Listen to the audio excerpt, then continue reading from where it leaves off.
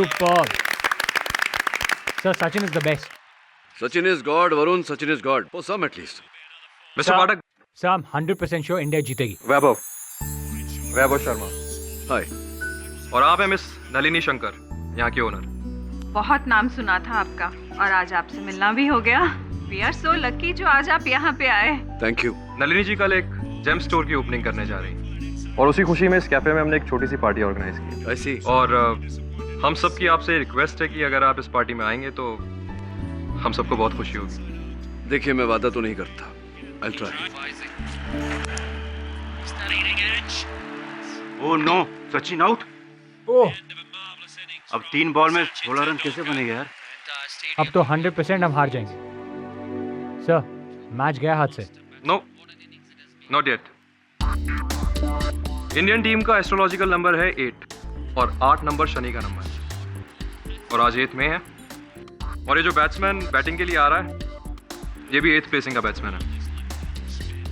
Just wait, अभी फैसला किए देते हैं इंडियन क्रिकेट टीम की तकदीर का।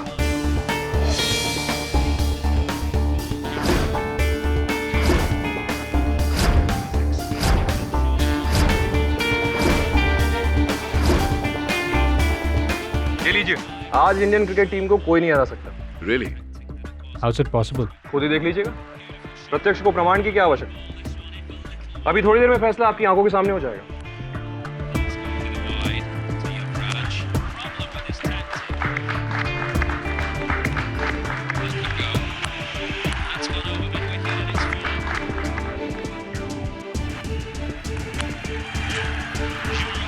Superb. क्या बात है, सही कहा था आपने। आपने कैसे ये क्या कैलकुलेशन किया? I'm sorry, मैंने आपको बताया नहीं, आई एम एन एस्ट्रोलॉजर, ज्योतिषी हूँ। Oh, I see. आपको मेरे हुनर पे कोई शक तो नहीं है ना? इसके बाद तो कोई शक नहीं रहा। मिस्टर पाठक, मैं आपको एक पर्सनल रीज़न के लिए भी इस पार्टी में इनवाइट करना चाहता था। एक्चुअली कल की पार्टी में मेरी वाइफ भी आने वाली है और मुझे मेरी वाइफ से कुछ सिवियर प्रॉब्लम है जो कि मैं आपके साथ डिस्कस करना चाहता हूँ। देखिए वैभव जी, मैं क्रिमिनल लॉयर हूँ, इस प्रकार के घरेलू केसेस नहीं लेता। You must go and see. No, I completely understand mister Pathak, लेकिन फिर भी मैं चाहता हूँ कि आप एक बार आकर मेरी वाइफ से मिल लें और तो फिर आप खुद समझ जाएंगे कि मैं आपको क्यों इनवाइट करना चाहता हूँ। Please, it's just a request. Will see. I will be glad to have you there sir. Thank you. तुमने मेरे साथ चीटिंग की। तुम जानते थे कि बिना कुंडली देखे मैं किसी को अपना पार्टनर नहीं बनाती, इसीलिए तुमने रत्नाकर की झूठी कुंडली बनाकर उसे मेरे जेम स्टोर का पार्टनर बना दिया। तुम्हारी हिम्मत कैसे हुई मेरे साथ चीटिंग करने की? देखिए, जो कुछ किया आपके भले के लिए किया और मुझे ये भी पता है आपको मेरे खिलाफ जो शख्स भड़का रहा है उसे अच्छी तरह से जानता हूं। क्यों बर्बाद करने पे तुली हो मुझे? आखिर चाहते क्या हो तुम? क्या कह रहे हैं आप? मैं आपकी पत्नी हूँ, मैं भला आपकी जिंदगी क्यों बर्बाद करूंगी? और क्या हुआ है आपको? ये मत पूछो कि हुआ क्या है, ये बताओ कि तुमने नलिनी से क्या कहा? क्यों कर रही हो ये सब? क्या कर रही हूँ मैं? मुझे तो कुछ समझ में नहीं आ रहा कि मैंने क्या किया। और नलिनी से तो मैं कितने दिनों से मिली तक नहीं है। और आपकी जिंदगी में कुछ भी होता है तो उसके लिए जिम्मेदार आप मुझे क्यों ठहराते हैं? हर बार दोषी मैं ही क्यों बन जाती हूँ? क्योंकि तुम मेरी जिंदगी में सबसे बड़ी राहु की दशा हो।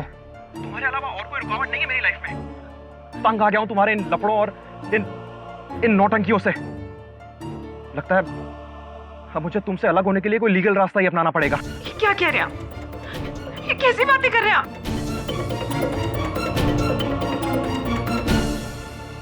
अगर अवनी ने नलिनी को कुछ नहीं बताया तो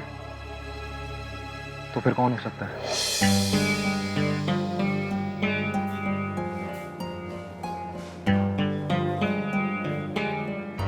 आई know Ratnakar ji, what you must be going through. बस आज शाम की पार्टी शांति से निपट जाने दीजिए। बाकी एक बात तो तय है, नलिनी आपको अपना पार्टनर नहीं बनाएगी। ऐसा कैसे हो सकता है? तुमने मुझसे प्रॉमिस किया था। अब किसी ने नलिनी को जाकर ये बता दिया कि मैंने तुम्हारी नकली कुंडली बनाकर उसको दी है, तो उसमें क्या मेरी गलती है? और ये सब सच्चाई जानने के बाद अब नलिनी तुमसे और मुझसे दोनों से कोई मतलब नहीं रखना चाहती है। देखो, जेम स्टोर की पार्टनरशिप के लिए तुमने जो कहा, जब कहा, मैंने किया ना। हाँ वो सब ठीक है रत्नाकर जी, मैं कहाँ कुछ गलत बोल रहा हूँ, लेकिन फिलहाल आज शाम की पार्टी तक तो चुप बैठने में ही भलाई है। ठीक है, सिर्फ आज शाम के लिए मैं चुप बैठ सकता हूँ, उसके बाद alright, just don't worry, I will take care of it.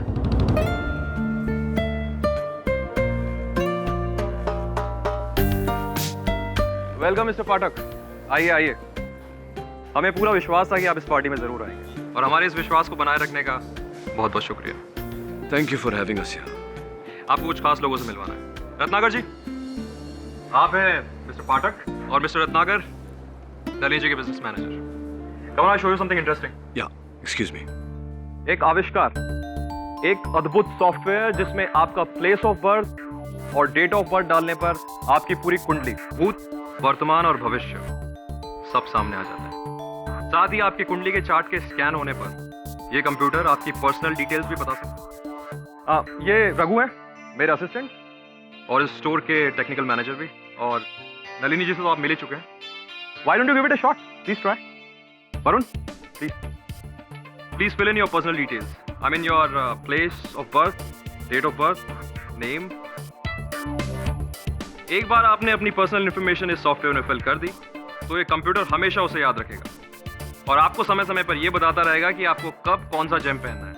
साथ ही हमारे जेम स्टोर के जितने भी मेंबर्स हैं उनकी इसी तरह से समय समय पर हम एस्ट्रोलॉजिकल हेल्प करते रहेंगे। और हमारे कैलकुलेशन के हिसाब से इस वक्त आपको एमरल्ड यानी पन्ना पहनना चाहिए। Excuse me mister Pathak, this is my wife Avni Sharma. And Avni, mister Pathak इस शहर के सबसे फेमस लॉयर।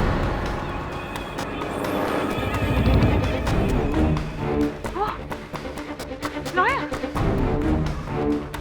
तो तुम तय कर चुके हो कि तुम मुझे डिवोर्स दे के रहोगे?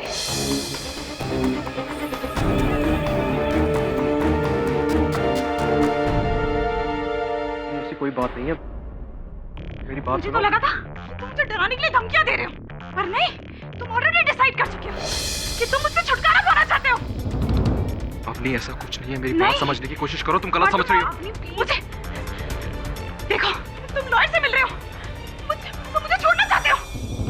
नहीं, मेरी बात सुनो, तमाशा मत करो, लोग देख रहे हैं। क्या सुनो? क्या सुनो? You are a cheater, cheater हो तुम। के बाद तुम्हारी शक्ल नहीं देखना चाहती मैं, नफरत करती हूँ तुमसे। अपनी शांत हो जाओ, लोग देख रहे हैं। शांत हो जाओ? क्यों शांत हो जाओ? असली शांति तो मुझे तब मिलेगी जब मैं तुम्हारी लाश देखूंगी, लाश देखूंगी तुम्हारी।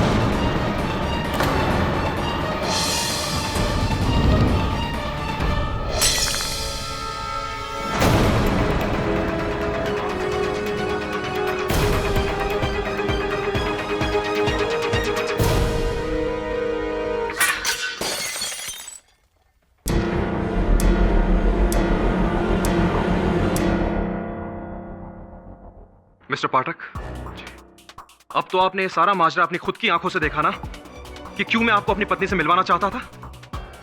क्योंकि मेरी खुद की कुंडली कहती है कि मेरी मौत मेरी बीवी के हाथों होगी।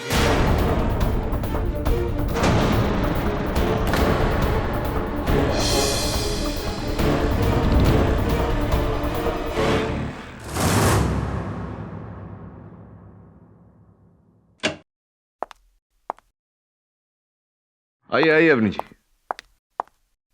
बैठिए। क्या बात है, बहुत परेशान लग रही है। I am so sorry mister Pathak, मैंने आपके साथ कल बहुत बदतमीजी की। मैं बहुत शर्मिंदा हूँ। पता नहीं मुझे क्या हो गया है। मुझे लगता है मैं पागल हो गई हूँ। अगर मैं पागल नहीं होती तो आपके साथ इतनी बदतमीजी क्यों करती, इतना मिसबिहेव क्यों करती? क्या कह रही हैं आप?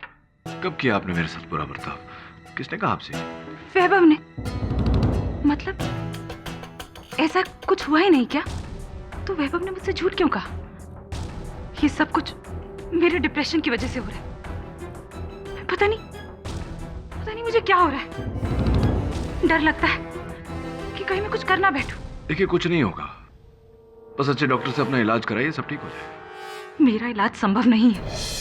इस डिप्रेशन की वजह वैभव है। उसकी प्रेडिक्शन है। उसका मानना है कि मैं उसे मार डालूंगी। आप ही बताइए कि मैं अपने पति को क्यों मारूंगी?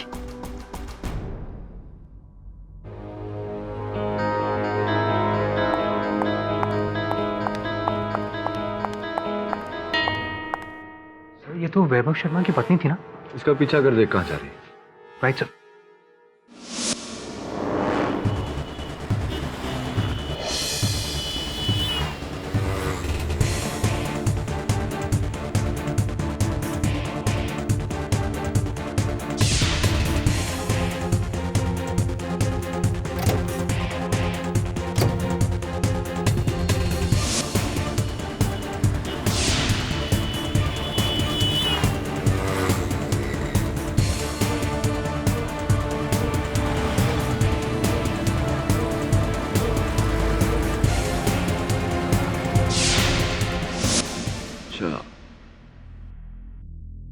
वरुण, तेरी छानबीन से जो जानकारी प्राप्त हुई है उससे एक बात तो स्पष्ट है कि यहाँ दो तरफा आंख मिचौली का खेल खेला जा रहा है। एक तरफ वैभव अवनी को पागल करार देने की कोशिश कर रहा है, तो दूसरी तरफ अवनी भी संदेहजनक काम कर रही है।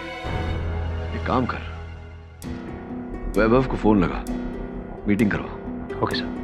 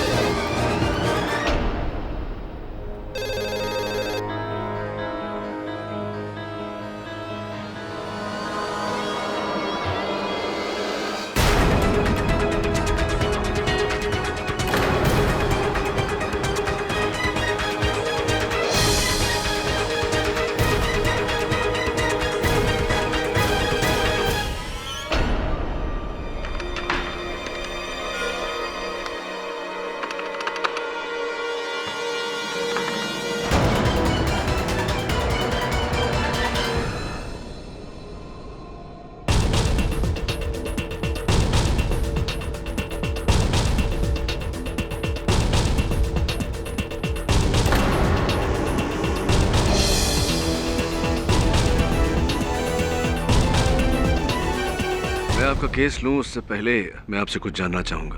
उस दिन जब आप मेरे ऑफिस आए, उसके बाद अपने घर गई, आपने अपने लेटर बॉक्स में कुछ रखा था। क्या रखा था?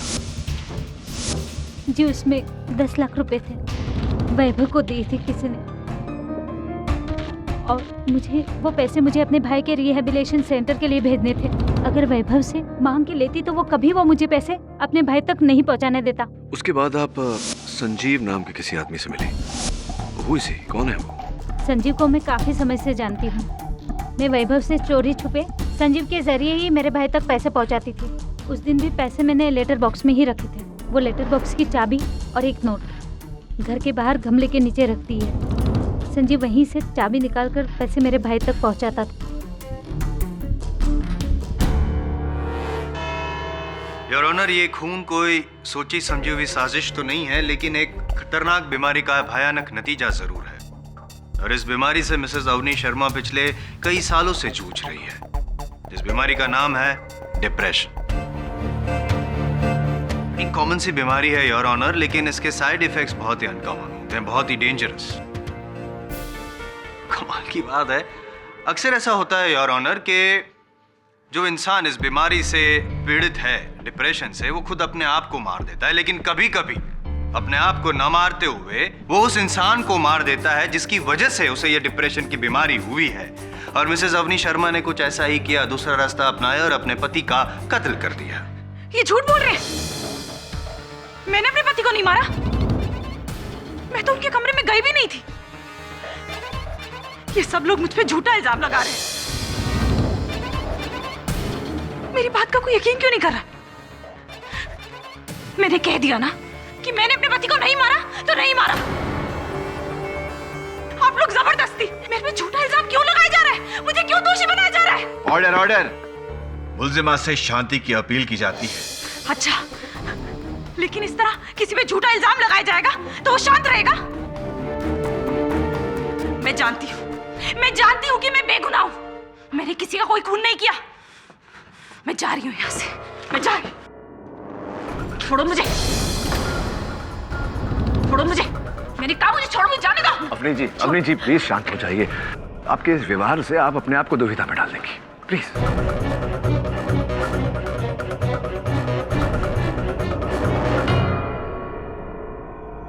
Please please. क्षमा चाहता हूं यार। Your honour, Mrs Avni Sharma के स्वरूप को, इस टेम्पर को आपके साथ साथ यहाँ पे अदालत में मौजूद सभी ने देखा। कुछ ऐसा ही महसूस किया होगा इन्होंने जब इन्होंने अपने पति का खून करने से कुछ क्षण पहले कुछ ऐसा महसूस किया होगा शायद इन्होंने। और योर ऑनर, एस्ट्रोलॉजर वैभव शर्मा, उनको कौन नहीं जानता, उनके प्रेडिक्शंस को कौन नहीं मानता। सभी जानते हैं कि एस्ट्रोलॉजर वैभव शर्मा के प्रेडिक्शंस कभी गलत आज तक साबित नहीं हुए। और उन्होंने खुद अपने लिए ये भविष्यवाणी की थी कि मेरा खून मेरी पत्नी के हाथों ही होगा, और वैसा ही। योर ऑनर, बड़ी हास्यमय बात कर रहे हैं जायसवाल साहब। केवल वैभव जी की भविष्यवाणी के आधार पर ये मेरे मुवक्किल को हत्यारिन प्रमाणित करना चाहते हैं। और कोई साक्ष्य, कोई सबूत है आपके पास, या बस यूं ही? इन्हें गुनहगार साबित करने के लिए मेरे पास कई सबूत है पाठक साहब। उनमें से एक तो मैं अभी अभी आपको दिखा देता हूँ। योर ऑनर, ये वैभव शर्मा की डेड बॉडी के पास से ये शोपीस पाया गया है, और फॉरेंसिक जांच के हिसाब से इस शोपीस पर वैभव शर्मा के ब्लड पार्टिकल्स भी पाए गए हैं। और इससे साफ जाहिर होता है कि वैभव शर्मा का खून इस औरत वाली शोपीस से ही किया गया है। और जांच करने से और एक बात पता चली है योर ऑनर कि इस शोपीस पर जिसके उंगलियों के निशान है वो और कोई नहीं, और अवनी शर्मा ही है।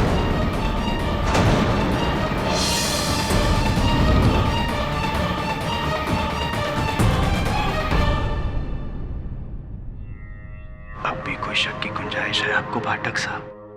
योर ऑनर, इससे तो साफ जाहिर हो जाता है कि वैभव शर्मा का खून मिसेस अवनी शर्मा ने डिप्रेशन की हालत में किया, और जब उनसे वो बर्दाश्त नहीं हुआ, जो उन्होंने खून किया तो वो बर्दाश्त नहीं हुआ, तो उनकी मानसिक स्थिति सही नहीं रही और वो वहीं पे बेहोश होकर गिर।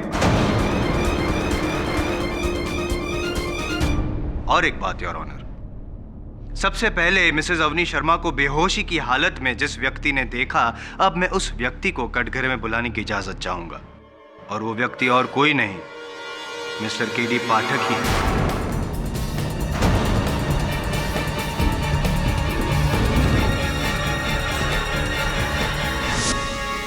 एक ही सवाल पूछूंगा, आपने पुलिस को जो बयान दिया है पाठक साहब, क्या वो सही है? जी, सत्य है। सत्य है तो लगे तो और एक सवाल पूछ ही लूं। पूछिए। अवनी शर्मा को आपने वैभव शर्मा के मृत शरीर के पास बेहोश हालत में पाया, क्या ये भी सच है? जी, ये भी सत्य है।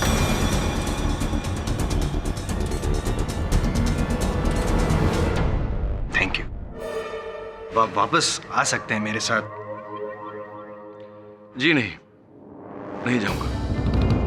हाँ, आपके प्रश्न भले ही शेष हो गए हों, आपके साक्षी से प्रतिपक्ष प्रश्न करना चाहेगा।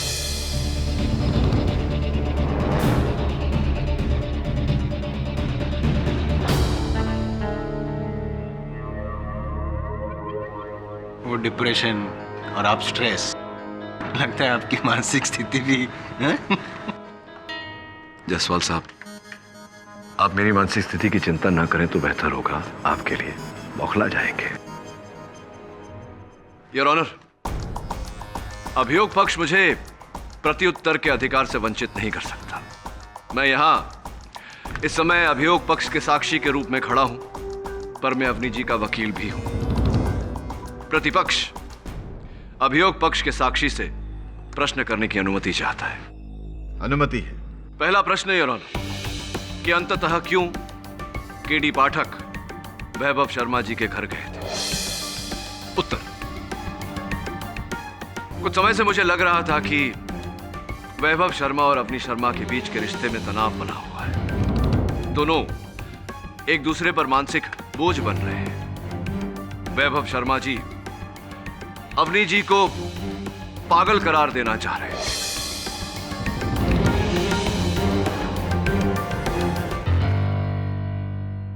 भविष्यवाणी में उन्होंने कहा था कि उनकी मृत्यु उनकी पत्नी के हाथों होगी। संभवतः यही कारण था योर ऑनर, अवनी जी के मानसिक ग्लानि का, इनके डिप्रेशन का, इनके अपने पति से भयभीत होने का। इस रिश्ते में अंततः क्या घटा, इस बारीकी को समझने के लिए मैं वैभव शर्मा जी के घर गया था। दूसरा प्रश्न योर ऑनर, जब केडी पाठक वैभव शर्मा जी के घर पहुंचे, सर्वप्रथम उन्होंने क्या देखा? उत्तर योर ऑनर, सर्वप्रथम मैंने किसी व्यक्ति को गाड़ी में बैठकर जाते हुए देखा।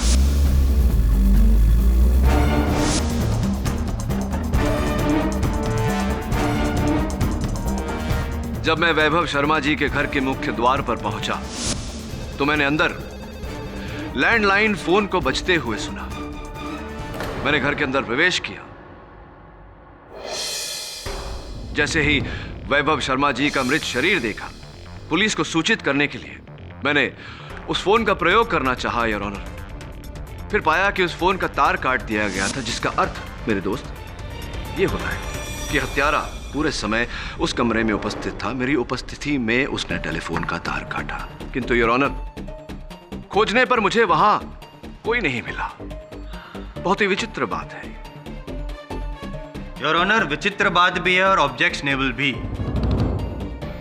केडी पाठक, जो गवाह केडी पाठक यहाँ पे कटघरे में खड़े हैं, वो वकील केडी पाठक का रूप लेके कोर्ट को गुमराह कर रहे हैं, कहानियां बना रहे हैं। आप अपने इस डबल रोल में मुझे कंफ्यूज नहीं कर पाएंगे केडी पाठक साहब, क्योंकि आपकी मुवक्किल को गुनहगार साबित करने के मेरे पास और भी सबूत है। योर ऑनर, मैं जेम स्टोर की मालकिन मिसेस नलिनी शर्मा को कटघरे में बुलाने की इजाजत चाहूंगा, अगर आप जगह खाली करें तो। उस दिन जब पार्टी में वैभव ने केडी पाठक को अवनी से मिलवाया और ये कहा कि ये बहुत बड़े लॉयर हैं, तो इसी बात पे अवनी बहुत भड़क गई और उसने बहुत हंगामा किया। असली शांति तो मुझे तब मिलेगी जब मैं तुम्हारी लाश देखूंगी तुम्हारी।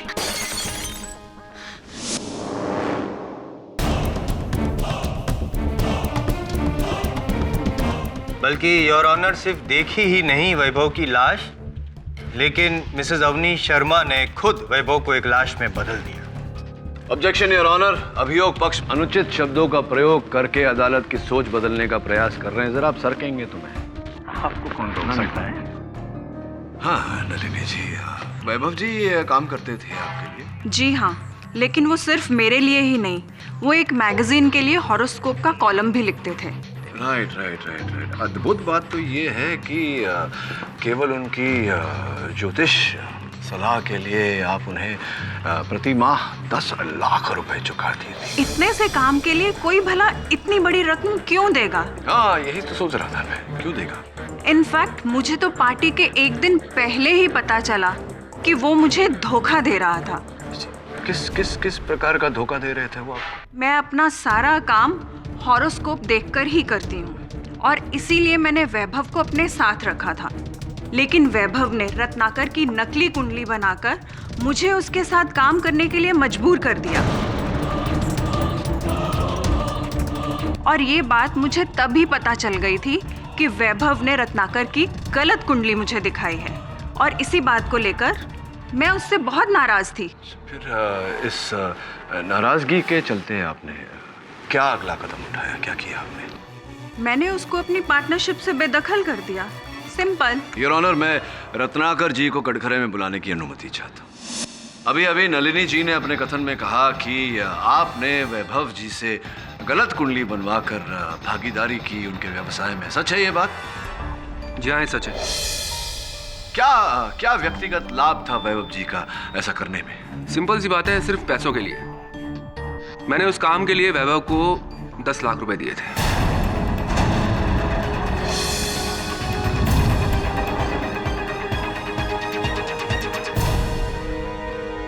आपने झूठी कुंडली बनवाकर झूठ बोलकर किसी के व्यवसाय में भागीदारी की और इसका आपके मन में कोई मलाल नहीं। मलाल किस बात का इसमें? It's a business. उसने मेरे लिए काम किया, उसके बदले में मैंने उसको पे किया, सिंपल।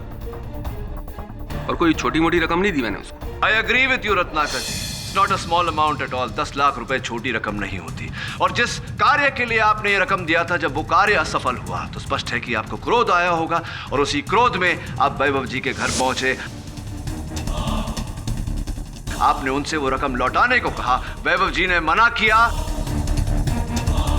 उस क्रोध के आवेश में आकर आपने वैभव जी की हत्या की।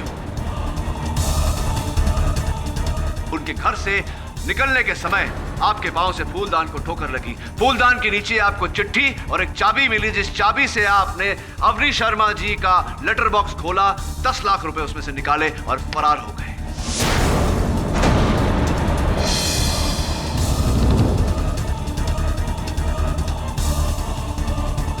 ये सरासर झूठ है। ये झूठ नहीं, यही सच है। अरे पाठक साहब, चिल्ला चिल्ला कर एक ही बात बार बार कहने से असत्य सत्य में बदल नहीं जाता। ऐसा ही कुछ आपने मुझे कभी कहा था। ये जो आपका तरीका है ना, गोल गोल घुमा के गुमराह करना गवाह को और सच उगलवा देना, ये स्टाइल पुराना हो गया। आपकी इस बात को साबित करने के लिए आपको सबूतों की भी आवश्यकता होगी, और आप जैसे काबिल वकील को यह समझाना जरूरी नहीं समझता मैं। अब आप बताइए कि क्या आपके पास कोई सबूत है? आवाज मैं भी ऊंची कर सकता हूं। है कोई सबूत? आपसे पूछ रहा हूं मैं।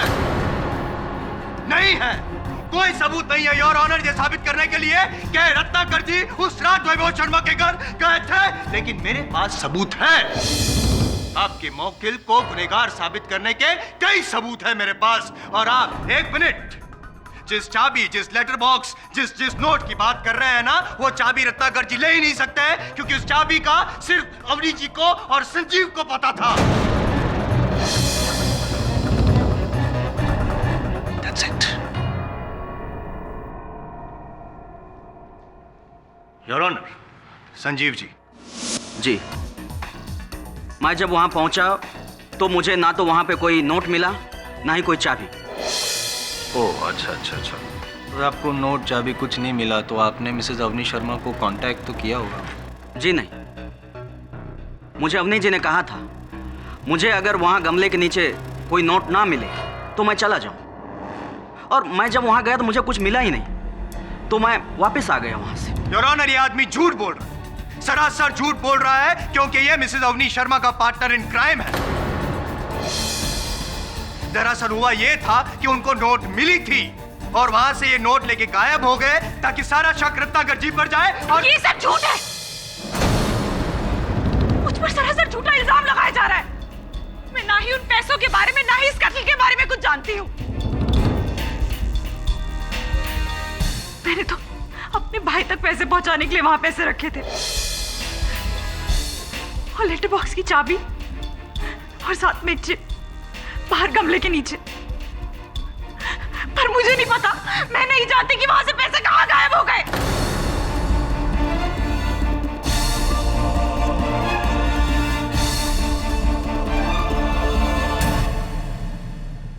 जज साहब, मैंने कुछ नहीं किया, मुझे फंसाया जा रहा है। मैंने कुछ नहीं किया, मैं बेगुनाह हूं, मैंने कुछ नहीं किया।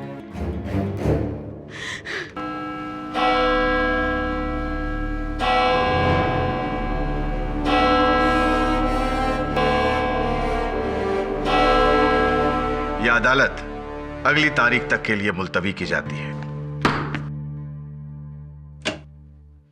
हाय सर, एक काम की न्यूज़ है। पुलिस को वैभव की टेबल से कुछ कुंडलियां मिली, जिन्हें वो उस रात स्टडी कर रहा था। ये रही उसकी जेरॉक्स कॉपीज।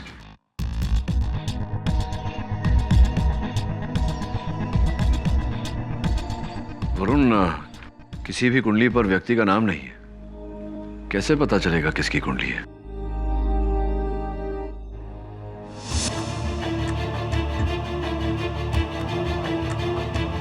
उस पार्टी के दिन वैभव कह रहा था कि पार्टी में उपस्थित हर अतिथि की कुंडली उसकी कंप्यूटर सॉफ्टवेयर में दर्ज है। जी हाँ, इस कंप्यूटर में सबकी कुंडलियां हैं और सबके डिटेल्स। अच्छा, तो क्या चेक करके बता सकते हैं कि किनकी कुंडलियां हैं? जी बिल्कुल।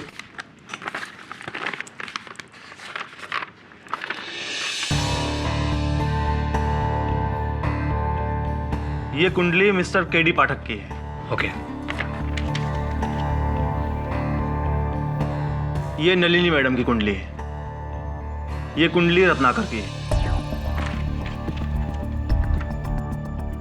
ये कुंडली किसकी है ये कुछ पता नहीं लग पा रहा है। दरअसल इसके डिटेल्स हमारे डेटा से मैच नहीं हो रहे हैं, अनआइडेंटिफाइड है। क्या आप कुछ भी नहीं बता सकते इसके बारे में? कुछ भी? हाँ बता सकते हैं, मतलब जैसे कि जिसकी भी ये कुंडली है उसका नाम शायद वी से शुरू होना चाहिए। वी? नलिनी जी, मेरे उलझन का निवारण कीजिए। ये जो बताइए कि रत्नाकर की झूठी कुंडली मिलने के बाद जब आपका वैभव शर्मा के साथ कोई सरोकार ही नहीं रहा तो फिर उस रात आप उसके घर क्यों गई थी? नहीं, मैं उससे मिलने नहीं गई थी, पर हाँ मैंने उससे फोन जरूर किया था कि मैं उससे मिलने आ रही हूँ, लेकिन मैं उससे मिलने नहीं गई थी। मैं तो इसी बात से बहुत खुश थी कि वो रात भर बैठकर मेरी कुंडली देखता रहेगा, लेकिन मैं उससे मिलने नहीं जाऊंगी। पेचीदगी है आपकी बातों में। ये क्या तात्पर्य है आपके कहने का, इस बात का कि आप मिलने नहीं जाएंगी उन्हें, वो रात भर बैठ के आपकी कुंडली पढ़ता रहेगा? क्या ये उसकी आदत थी। जो भी उससे मिलने आने वाला होता था उससे पहले वो उसकी कुंडली देखता था।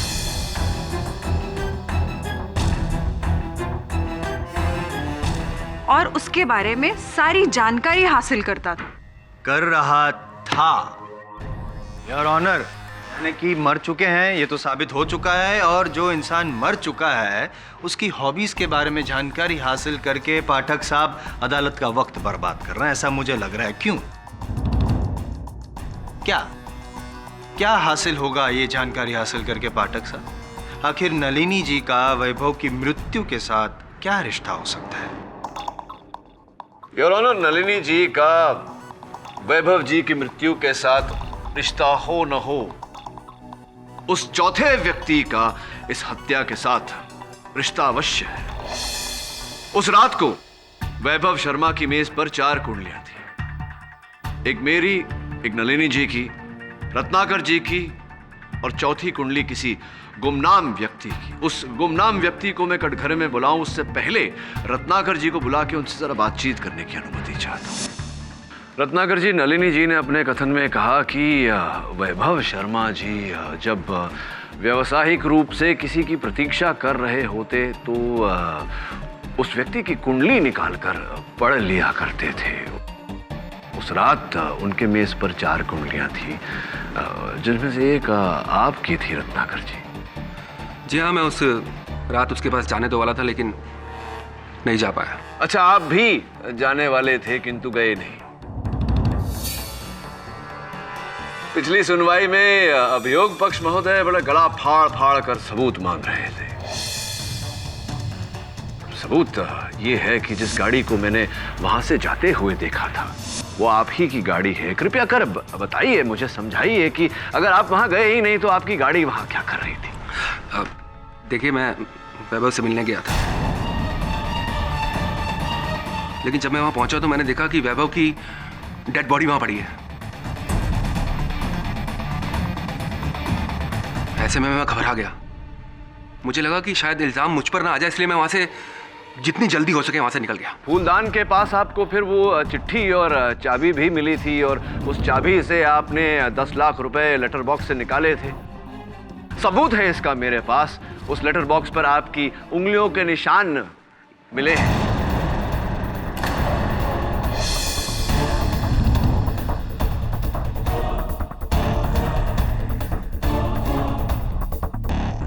जी हाँ, मैंने वो पैसे लेटर बॉक्स से निकाले थे। वो मेरे पैसे थे, मैंने ले लिए तो क्या गलती की बताइए आप? क्या 10 लाख रुपयों के लिए किसी की हत्या करना गलत नहीं लगता आपको? नहीं नहीं, मैंने वैभव को नहीं मारा। देखिए, मैं आपकी सारी बातें मानने को तैयार हूं। ये भी मानने को तैयार हूं कि मैंने यहां बात बात पर झूठ बोला है, लेकिन ये बात मानने को बिल्कुल तैयार नहीं हूं कि मैंने वैभव का खून किया ना। देखिए रत्नाकर जी, वैभव शर्मा की हत्या करने का कारण तो था आपके पास, था या नहीं? वैभव की हत्या करके मुझे क्या मिलने वाला है? मुझे तो अपने पैसे चाहिए थे, वो मुझे मिल गए। मैंने वैभव का खून नहीं किया। रत्नाकर जी, एक बात तो आपने स्वयं स्वीकार किया है कि हत्या होने के बाद आपको वो रुपए वहां से मिले। सही है ये? हाँ। क्षमा चाहता हूं योर ऑनर।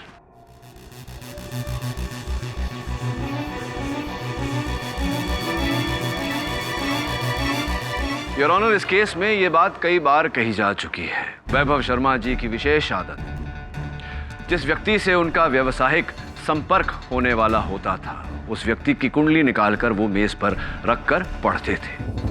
योर ऑनर, अदालत में ये बात भी कही जा चुकी है कि उस रात वैभव शर्मा जी की मेज पर 4 कुंडलियां रखी थी।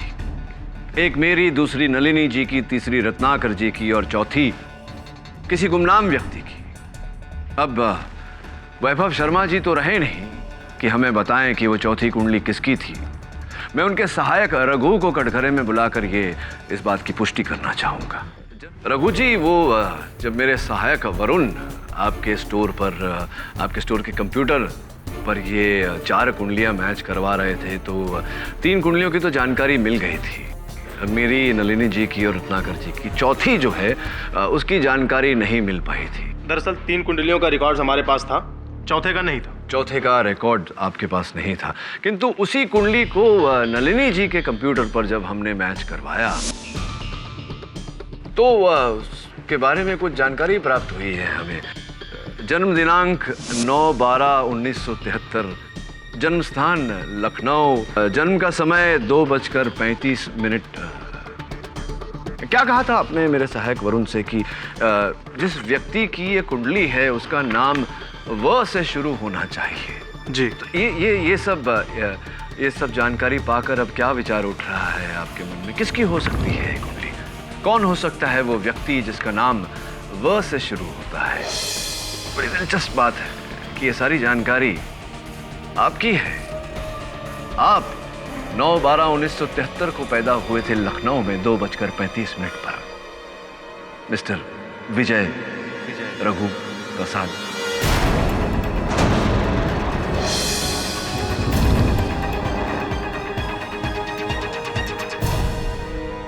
जी, आप अपनी जगह सही हो सकते हैं। मैं वैभव से मिलने गया था, लेकिन इससे कुछ भी साबित नहीं होता है।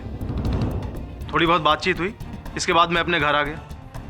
सुबह मुझे पता चला कि उसकी पत्नी अवनी ने वैभव का खून कर दिया है। चूंकि मैं इस झमेले में नहीं पड़ना चाहता था, इसलिए मैंने झूठ बोला। आपने कहा कि आप वैभव जी से मिलकर अपने घर लौट गए थे। जिस समय आप लौटे उस समय वैभव जी जीवित थे। माननी पड़ेगी आपकी बात मुझे रघु जी, क्योंकि और कोई सबूत तो है नहीं मेरे पास। अब फिर से प्रोसिक्यूटर महोदय गला फाड़ फाड़ कर सबूत की मांग करेंगे। चलिए, आपकी बात मान लेते हैं। बस एक छोटी सी समस्या है, अगर आप उसका निवारण कर दे तो आपका बहुत आभार मानूंगा। ये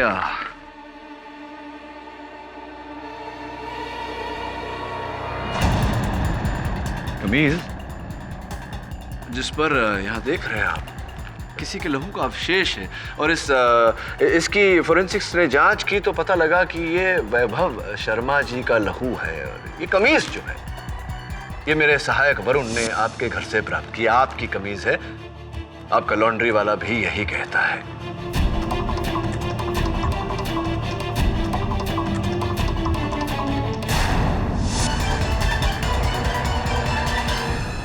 हाँ, मैंने मारा वैभव को।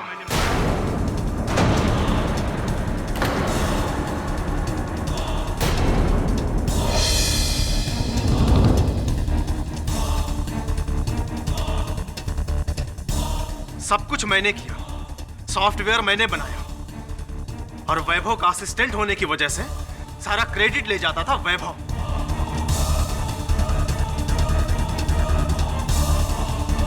मुझे लगा कि जब तक ये वैभव जिंदा रहेगा मुझे क्रेडिट मिलने वाला नहीं है, इसलिए मैंने वैभव को गलत साबित करने की सोची। मैंने नलिनी मैडम को बताया कि किस तरह से वैभव ने रत्नाकर की गलत कुंडली बनाई और उसे मैडम की कुंडली से मैच कराकर उनका बिजनेस पार्टनर बना दिया। लेकिन मैंने देखा कि इससे भी कुछ होने वाला नहीं है। मुझे मेरा क्रेडिट मिलने वाला नहीं है। और अगर वैभव जिंदा रहता तो मैं पूरी जिंदगी वैभव का असिस्टेंट ही बनकर रहता। इसलिए मैंने वैभव को मारने के लिए सोचा। मैं वैभव के घर गया, लेकिन वैभव को पहले ही पता चल चुका था कि मैंने नलिनी मैडम को यह बात बताई है। वो मुझे धमकी देने लगा, नौकरी से बाहर निकालने की धमकी देने लगा। इसलिए मुझे गुस्सा आया और मैंने गुस्से में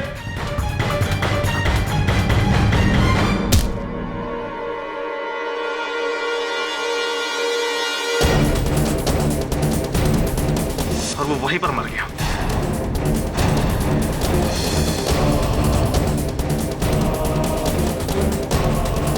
वैभव ने अपनी मौत का जिम्मेदार अपनी पत्नी को प्रेडिक्ट किया था और उसकी पत्नी की बीमारी के बारे में मैं जानता था। वो उस समय दवा खाकर दूसरे कमरे में सो रही थी। मैंने उसको वहां से उठाया और वैभव की लाश के पास लिटा दिया।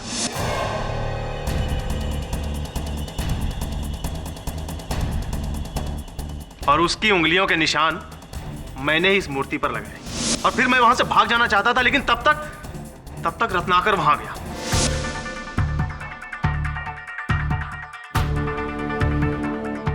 रत्नाकर के जाने के बाद मैं निकलना ही चाहता था, तब तक फोन की घंटी बजने लगी और दरवाजे पर आहट।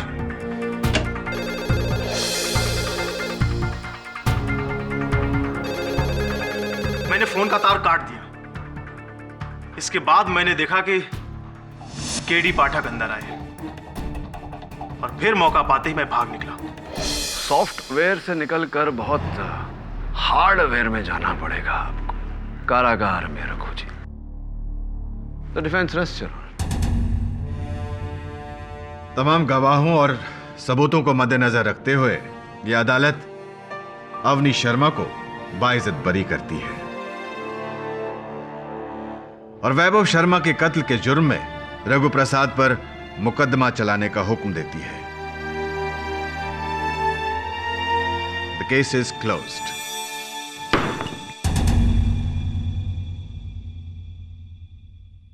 पाठक साहब।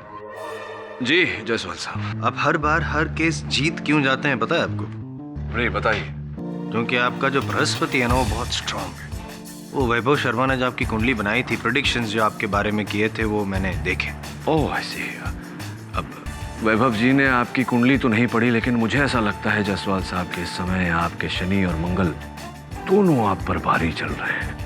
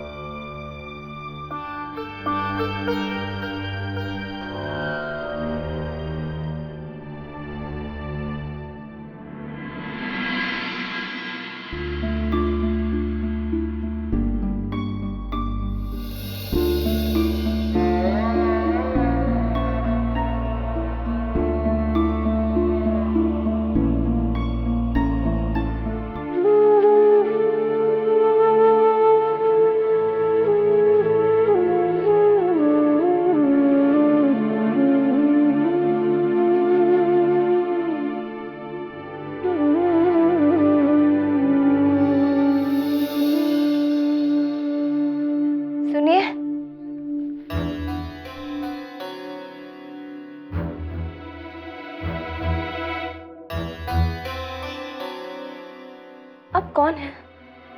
मैंने आपको उस दिन हॉस्पिटल के बाहर भी देखा था, जब माँ एक्सपायर हो गई थी, और उनके अंतिम संस्कार पे भी देखा था। आज आप यहाँ, प्लीज मुझे बताइए, अब कौन है?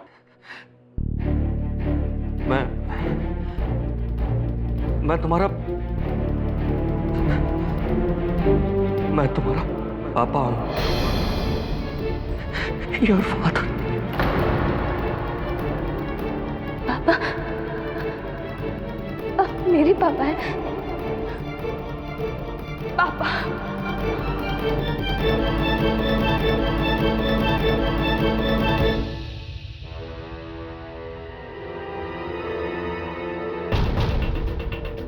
ये आदमी बलदेव नहीं हो सकता है। जरूर कोई फ्रॉड है जो पूजा का पिता बन के आया है ताकि उसकी सारी जायदाद पे अपना कब्जा जमा सके। पर ये फ्रॉड है या वाकई में पूजा का पिता है, इस बात का पता कैसे चलेगा? और बलदेव को कोई जानता है तो वो बड़े भाई साहब जोगिंदर जी, उन्हीं से पता करना पड़ेगा। पापा, मुझे आज तक नहीं समझ में आया, आखिर आप हमें छोड़कर क्यों चले गए थे? बेटा, हालात ही कुछ ऐसे हो गए थे कि मेरे पास इसके अलावा और कोई चारा नहीं था। लेकिन अब तो मैं वापस आ गया हूं ना।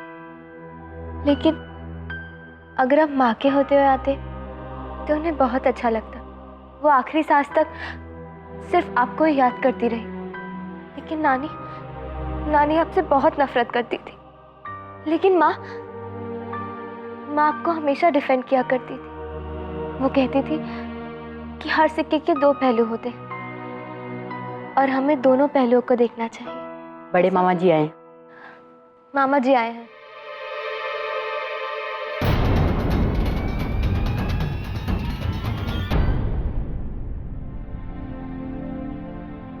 नमस्ते मामा जी। अरे पूजा मेरी बच्ची है, जीती रहो जीती रहो। अरे बिना जोगिंदर जी। कौन हो तुम? जी मैं बलदेव। कौन बलदेव? जी मैं बलदेव मेहता। नहीं नहीं, तुम बलदेव मेहता नहीं हो सकते। 18 साल के बाद आपसे मिल रहा हूं ना, तो शायद इसलिए आप मुझे पहचान नहीं रहे। पापा, मामा जी देख नहीं सकते।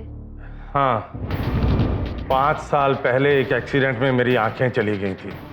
मैं देख नहीं सकता, मगर किसी की भी आवाज पहचान जरूर सकता हूँ।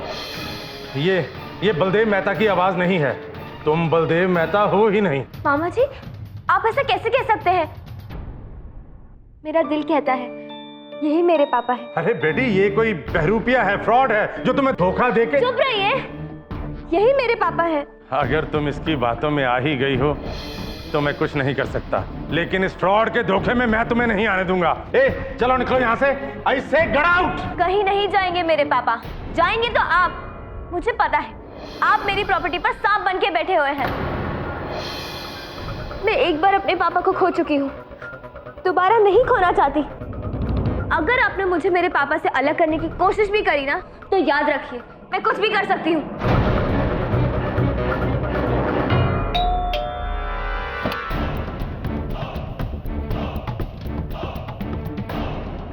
मिस्टर बलदेव मेहता। बलदेव मेहता? कौन बलदेव मेहता? मेरा नाम तो राजीव कुमार है। और 5 साल पहले आपका नाम सुनील यादव था, राइट?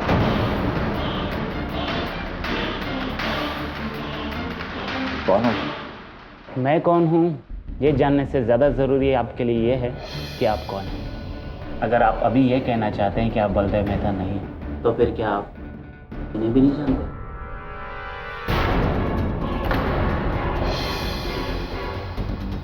क्या चाहते हो तुम? यही कि अपनी बेटी को एक फ्रॉड के हाथों से बचाइए और बेंगलोर से मुंबई वापस चलिए। असली पिता कौन, बलदेव 1 या बलदेव 2? ये पूजा मल्होत्रा की जिंदगी में भी अजीब समय चल रहा है। सर, 18 साल बाद उसके पिता लौटते हैं, वो भी एक नहीं 2। हाँ, किंतु उसके मामा जोगिंदर मल्होत्रा का कहना है कि वो बलदेव जो बेंगलोर में रहता था वही उसका असली पिता है। और पूजा का मानना है कि जो बलदेव उसके साथ रहते हैं वही उसके असली पिता है। हाँ, विचित्र बुद्धि है।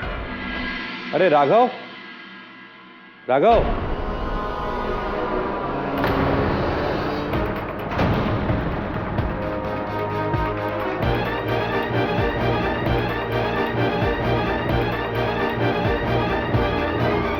भाई साहब,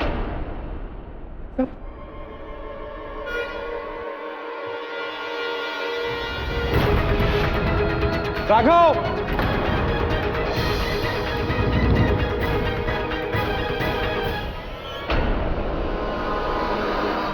हेलो। हाँ इंस्पेक्टर साहब। अच्छा राजवीर जी, आपको इनकी हत्या के बारे में कैसे पता था? जी मैं यहाँ 7 बजे तक पहुँच गया था। अपने ऑफिस से सीधा मैं यहीं आया। भाई साहब से जरूरी बात करनी थी, लेकिन यहाँ आकर के देखा कि उन्हें किसी ने मार दिया। किसी पर शक? बलदेव मेहता। जब भाई साहब ने दोनों बलदेव मेहता के डीएनए टेस्ट करवाए तो वो बलदेव मेहता इस बात से डरा हुआ था कि कहीं उसकी असलियत सामने ना आ जाए। घबराया हुआ था वो। बलदेव मेहता? जी। घर में कोई है?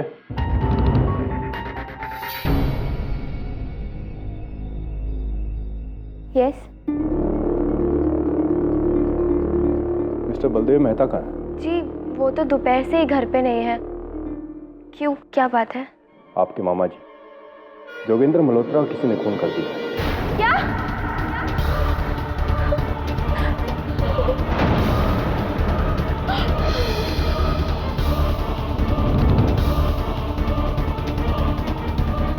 आप आज शाम 6 से 7 के बीच कहाँ थी? जी मैं किसी काम से बाहर गई। बलदेव मेहता जैसे वापस आए प्लीज हमें इन्फॉर्म कीजिए। जी थैंक यू।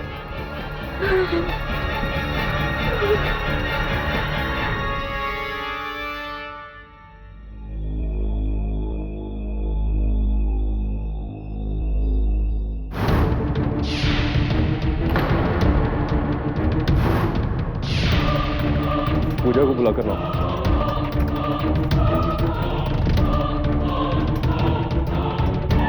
ये गाड़ी आपकी है? जी हाँ। चाबी दो, तलाशी लो।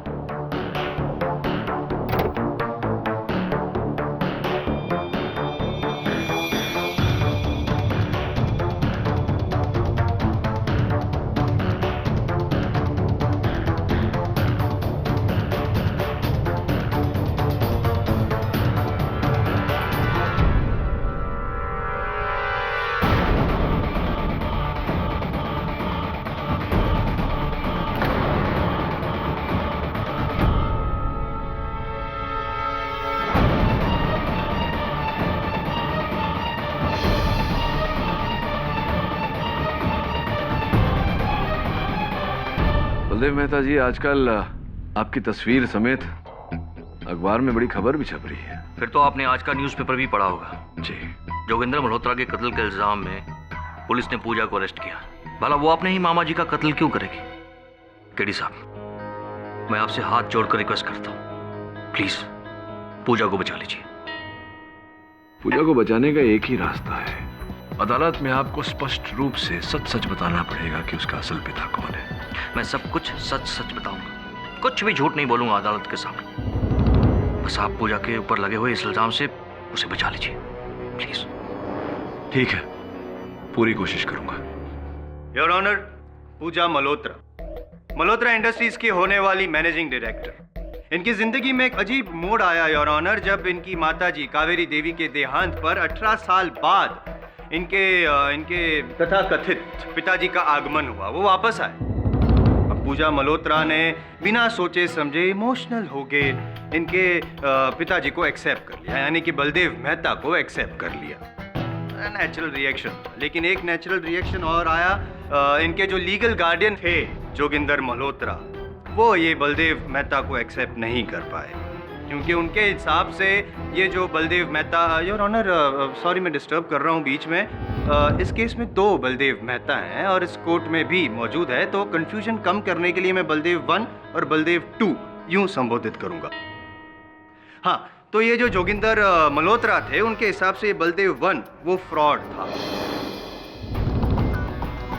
इसलिए असली बलदेव मेहता की खोज शुरू हुई और 8 मई के अखबारों के अनुसार असली बलदेव मेहता यानी कि बलदेव 2 को बेंगलोर से खोजा गया। इस बात से पूजा मल्होत्रा खफा हो गई और 8 मई की शाम को ही वो जोगिंदर मल्होत्रा के घर पे पहुंची और वहां पे बहस हुई, और बहस सिर्फ जुबान ही नहीं, एक लेवल ऊपर तक गई, गर्मा गर्मी हुई। और उसी वक्त पूजा मल्होत्रा ने ऑनर ये तलवार जो दीवार पे टंगी हुई थी, उससे पूजा मल्होत्रा ने जोगिंदर मल्होत्रा पे किया वार। वो था सोमवार और जोगिंदर मल्होत्रा मंगलवार नहीं देख पाए, उनकी मौत हो गई। ये गलत है, ये सरासर झूठ है। मैंने मामा जी का खून नहीं किया है। मैं तो उस दिन उनके घर भी नहीं गई थी।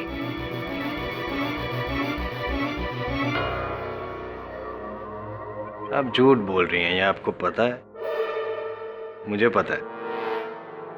छोड़िए, क्या आप ये बात जानती थी, आपको पता था कि आपके मामा जी जोगिंदर मल्होत्रा जी उस बलदेव मेहता को फ्रॉड मानते थे? आप इस बात से भी नाराज थी कि आपके मामा जी ने बलदेव नंबर 1 और बलदेव नंबर 2 दोनों का DNA टेस्ट करवाया? हाँ, मैं मानती हूँ कि मैं इन सब चीजों की वजह से उनसे नाराज जरूर थी, पर इसका मतलब ये नहीं है कि मैंने उनका खून किया है। तो फिर ऐसा कैसे हो गया कि आपकी गाड़ी की डिक्की में वो तलवार वो वहाँ पे कैसे बरामद होगी? मुझे इसके बारे में कुछ भी नहीं मालूम है। योर ऑनर, सच क्या है झूठ क्या है ये साबित करने के लिए मैं इंस्पेक्टर दवे को कटघरे में बुलाने की इजाजत चाहूँ। योर ऑनर, 8 मई की शाम करीब 7 बजे राजवीर मल्होत्रा ने फोन करके हमें जोगेंद्र मल्होत्रा के मर्डर की खबर दी। मैं अपनी टीम के साथ जोगेंद्र मल्होत्रा के बैंड्रा वाले बंगले पर पहुंचा। वहां हमें उनकी लाश मिली। खून शोपीस की एक तलवार से हुआ है। पोस्टमार्टम की रिपोर्ट के अनुसार हत्या का समय 6:15 से 6:45 के बीच का है। जिसके बाद राजवीर के शक के आधार पर हम बलदेव मेहता से पूछताछ करने पहुंचे, जो पूजा के साथ रहते थे। वो तो वहां नहीं मिले, लेकिन पूजा की कार की डिक्की से हमें ये तलवार बरामद हुई। इंस्पेक्टर दवे, कृपया कर अदालत को बताइए कि इस तलवार पर, इस हत्या शस्त्र पर क्या किसी की उंगलियों के निशान मिले हैं, विशेषकर पूजा के? जी नहीं, इस तलवार पर किसी की उंगलियों के निशान नहीं। तो फिर किस आधार पर हम ये कह रहे हैं कि पूजा ने इस तलवार से जोगिंदर जी की हत्या की? पहला तो ये कि पूजा की कार की डिक्की से ये तलवार बरामद हुई, और दूसरा जोगिंदर जी के घर पर पूजा की उंगलियों के निशान मिले हैं। पाठक साहब जी, पूजा मल्होत्रा का ये बयान कि वो जोगिंदर मल्होत्रा के घर पे गई नहीं थी, वो तो सरासर झूठ निकला। अब 8 तारीख को वो शाम को जोगिंदर मल्होत्रा के घर पे गई थी और पूरी प्लानिंग के साथ गई थी। ये साबित करने के लिए योर ऑनर मैं बुलाना चाहूंगा अपना अगला गवाह, जोगिंदर मल्होत्रा का डोमेस्टिक हेल्प राघव जी। लगभग 6 बजे पूजा मैडम आई और आते ही इन्होंने मुझे अपने घर भेज दिया, यह कहते हुए कि वो मामा जी के लिए हापुस आम लेकर आने वाली, और वो भूल गई। उन्होंने बोला कि तुम जाओ और वो आम लेकर आ जाओ, तो मैं वहां से चला गया। फिर क्या हुआ? रात को 10 बजे मैं वापस आया तो पता चला कि किसी ने साहब का। ये झूठ बोल रहा है, मैंने ऐसा कुछ भी नहीं किया है। मैं तो मामा जी के घर गए भी नहीं थी। अरे जायसवाल साहब, ये आम खाते हैं आप? आमतौर पर तो खाता हूँ, टिफिन लाया हूँ, आज भी खाएंगे आप? नहीं नहीं, मैं आम रस निकालना चाहता हूँ, आपकी अनुमति हो तो जरा निचोड़ूं। हाँ तो राघव जी, आपके कथन के अनुसार राघव जी, आपने कहा कि पूजा जी वहाँ आई और आते ही उन्होंने आपको अपने घर जाने कहा, वहाँ से आम लाने कहा। जहाँ तक मेरी जानकारी है, पूजा जी का घर जोगिंदर जी के घर से आधे घंटे की दूरी पर है, और आपको पूरे 4 घंटे लग गए जाकर आने में। इतना समय क्यों लगा? जी वो, मैं पूजा मैडम के घर पहुंचा तो वहाँ कोई नहीं था। मैंने सोचा नौकरानी आसपास कहीं गई होगी, परंतु काफी देर तक इंतजार करने के बाद भी नहीं आई, तो मैं वापस आ गया और सब रास्ते में कुछ काम था, वहां समय लग गया। चलिए मान लेते हैं आपकी ये बात। ये बताइए कि पूजा जी के अतिरिक्त उस शाम वहां और कौन आया था? बलदेव मेहता आए थे। कौन से वाले बलदेव मेहता? यहाँ तो 2 हैं। वो आए थे, करीब 5:30 बजे आए थे और 6 बजे से पहले ही चले गए। मैं 7 तारीख की शाम को बेंगलोर से मुंबई आया और मुझे वहां पता चल गया था कि कोई बहरूपी मेरी जगह लेकर मेरी मासूम पूजा को धोखा दे रहा है। इसलिए मैं सीधा जोगिंदर जी से मिलने उनके घर चला गया। लगता है आप अपनी बेटी से प्यार नहीं करते, तभी तो इतने वर्षों पश्चात लौटने के बाद अपनी बेटी से मिलने के बजाय आप सीधा वहाँ जोगिंदर जी के पास चले गए। नहीं वकील साहब, ऐसी कोई बात नहीं है। वही तो थे जो मुझे पहचानते थे और उन्होंने अपने आदमी की मदद से मुझे बुलवाया। फिर क्या हुआ? मुझे नहीं मालूम था कि जोगिंदर जी अपनी आंखें खो चुके हैं, लेकिन इसके बावजूद भी उन्होंने मेरी आवाज़ से मुझे पहचान लिया। उन्होंने मुझे बताया कि मेरी बेटी इस बहरूपिये को अपना पिता मान चुकी है। उन्होंने मुझे DNA टेस्ट की बात की और मुझसे रिक्वेस्ट की कि मैं अपनी बेटी पूजा को समझाऊं। मैं इससे मिलने भी गया था, लेकिन इसने मुझे एक्सेप्ट करने से मना कर दिया। वहां पर यह बहरूपिया भी था। मैं तो सिर्फ अपनी मासूम बच्ची को बचाना चाहता था, इसलिए मैं दूसरे दिन जोगिंदर जी से मिलने उनके घर गया था। कुछ 5:30 बजे होंगे और 6 बजे करीब मैं वापस भी आ गया। झूठ बोल रही है। इसी ने जोगिंदर जी का खून किया है ताकि मेरी बेटी को बचा सके। Order order. योर ऑनर, अगर वो बलदेव मेहता जिसे पूजा मल्होत्रा अपना पिता मानती है वो चिल्ला चिल्ला कर ये साबित करना चाहते हैं कि वही असली बलदेव मेहता है, तो मैं ये कहना चाहूंगा कि इस तरह से वो झूठ को सच में नहीं बदल पाए। वकील साहब, मैं यहाँ पर सिर्फ और सिर्फ अपनी बेटी के लिए आया हूँ। मुझे यहाँ पर किसी को कुछ भी साबित नहीं करना है, और साबित करने की जरूरत उनको होती जिनके मन में कोई चोर होता, या फिर बात कुछ और होती है। बताइए मिस्टर बलदेव नंबर 1, अब तब क्यों आए जब आपको पता था कि आपकी पहचान कराने वाला कोई है ही नहीं, सिर्फ एक जोगिंदर मल्होत्रा ही है जो बेचारे आंखों से लाचार हैं, सॉरी थे। बताइए बताइए, जवाब दीजिए, जवाब दीजिए मिस्टर बलदेव नंबर 1। नहीं, मैं बताता हूं। आप इसलिए आए क्योंकि आप भली बात ही जानते थे कि कोई नहीं है, कोई भी नहीं है जो इस बात को साबित कर सके कि आप असली बलदेव मेहता नहीं है। इसी बात का फायदा उठाया आपने, पूजा को भरोसे में लिया आपने। लेकिन जोगिंदर मल्होत्रा को जब इस बात का पता चला, उसने जब असली बलदेव मेहता यानी कि बलदेव मेहता 2 को बुलाया, आप दोनों का डीएनए टेस्ट करवाया, तो आप डर गए कि हकीकत सामने आ जाएगा। आपने पूजा मल्होत्रा का उकसाया और उसी वजह से पूजा मल्होत्रा ने जोगिंदर मल्होत्रा का खून कर दिया। ऐसा कुछ नहीं हुआ था। यही हुआ था। कुछ नहीं हुआ। आवाज नीची। ना तो मैंने पूजा को उकसाया था और ना ही पूजा ने जोगिंदर जी का खून किया है।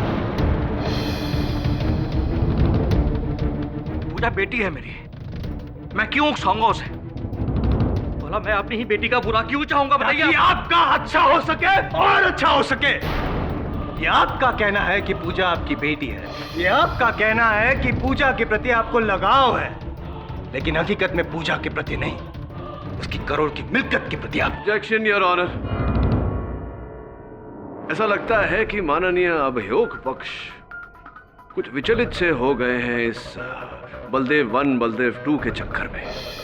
योर ऑनर, मान सकता हूं कि ये व्यक्ति पूजा के असल पिता न हो, लेकिन ये कतई ही नहीं मान सकता कि इनके उकसाने पर पूजा ने जोगिंदर जी की हत्या की होगी। इसी बात को जरा स्पष्ट करने के लिए मैं बलदेव 1 साहब से कुछ प्रश्न पूछना चाहूंगा। अनुमति है।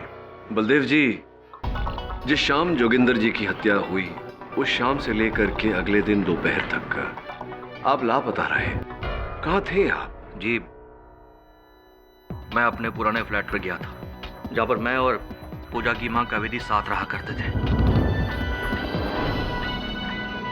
रात को करीब 10 बजे जब मैं वहां से लौटा तो मैंने घर के बाहर पुलिस को लगे देखा।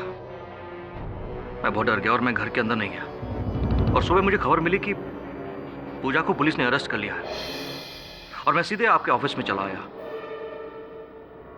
मैं सिर्फ अपनी बेटी की बेगुनाही चाहता हूं।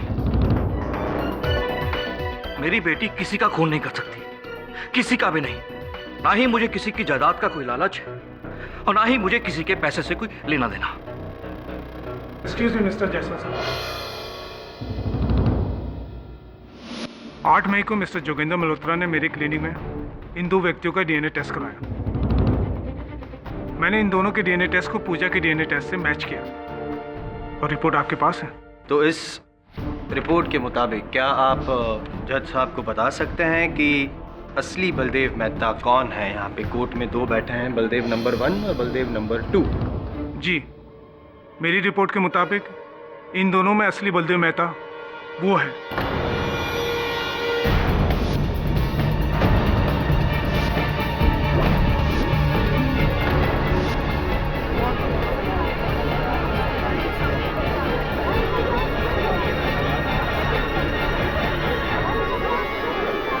Order order, silence please. यानी कि बलदेव नंबर 2। जी योर ऑनर, अब इस बात को साबित करने के लिए कि बलदेव नंबर 1 ने ही पूजा मल्होत्रा को उकसाया था, इस बात को साबित करने के लिए एक और गवाह को यहाँ पे कटघरे में बुलाना चाहूंगा।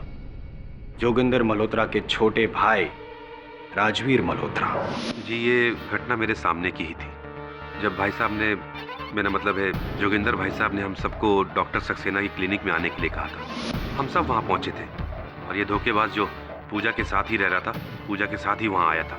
लेकिन जैसे ही भाई साहब ने डीएनए टेस्ट की बात कही, आखिरी बार कह रही हूँ, अगर आपने मेरे पापा के साथ कोई भी जोर जबरदस्ती करने की कोशिश की ना, तो मैं किसी को नहीं छोड़ूंगी, समझे आप?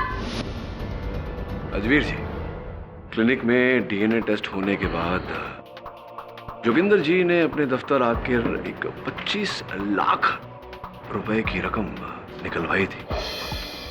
उनकी हत्या के बाद सर्वप्रथम आप ही वहां पहुंचे थे, आप ही ने पुलिस को बुलाया था। पुलिस की खोज के बाद वहां से 25 लाख रुपए तो बरामद नहीं हुई, कहाँ गए वो रुपए? जी जी, मैं ही वो शख्स था जिसने पुलिस को फ़ोन किया था। लेकिन वकील साहब, 25 लाख के बारे में मुझे कुछ भी नहीं पता है। चलिए जो भी हो, ये बताइए कि आप जब वहां शाम को 7 बजे जोगिंदर जी के घर पहुंचे तो कहां से आ रहे थे आप? जी, मैं अपने अंधेरी ऑफिस से सीधे उनके बांद्रा घर पे ही आया था। अपने अंधेरी ऑफिस से सीधा उनके घर पहुंचे बांद्रा? जी, जोगिंदर जी का घर बांद्रा में है। ये बताइए कि आप बांद्रा से आगे महिम पर क्या कर रहे थे? ये क्या कह रहे हैं आप? भला मैं माहिम क्यों जाऊंगा? और ये अंधेरी और बांद्रा के बीच में माहिम कहाँ से आ गया? ये ऐसे झुठलाने का प्रयास मत कीजिए। जिस पेट्रोल पंप से आपने अपनी गाड़ी में तेल डलवाया था, आपने क्रेडिट कार्ड से उसका मूल्य चुकाया था, उसकी रसीद जज साहब की मेज पर पड़ी हुई है। क्या कर रहे थे आप महिम में? वकील साहब, दरअसल मैं भाई साहब के घर शाम को 6:30 बजे ही पहुंच गया था। लेकिन जैसे मैं वहां पहुंचा तो मैंने देखा एक कार वहां से बाहर जा रही है। अब कार कौन चला रहा था ये मैं नहीं देख सका। फिर मुझे थोड़ा डाउट सा हुआ और मैंने कार का पीछा किया।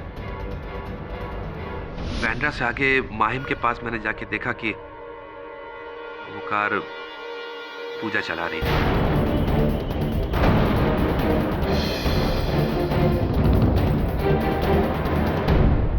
मैं वहीं रुक गया और पेट्रोल डलवा के वापस भाई साहब के घर पे आ गया। लेकिन जब मैं अंदर कमरे में गया तो देखा कि भाई साहब की मौत हो चुकी है। थैंक यू मिस्टर पाठक।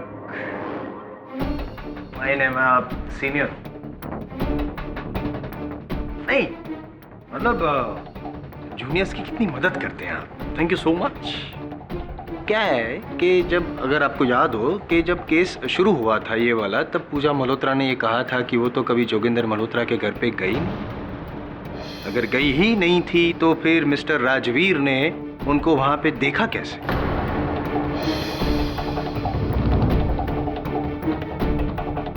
तो बताइए पूजा जी, क्या अब भी आप यही कहेंगी कि उस रोज आप